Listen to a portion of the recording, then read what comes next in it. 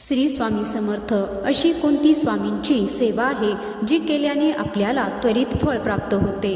आपण खूप सारे व्हिडिओ पाहतो किंवा आपण आपल्या आसपास आजूबाजूला नेहमी ऐकत असतो की याने ही सेवा केली त्यामुळे त्याला तसा अनुभव आला किंवा त्याची इच्छा या सेवेमुळे पूर्ण झाली।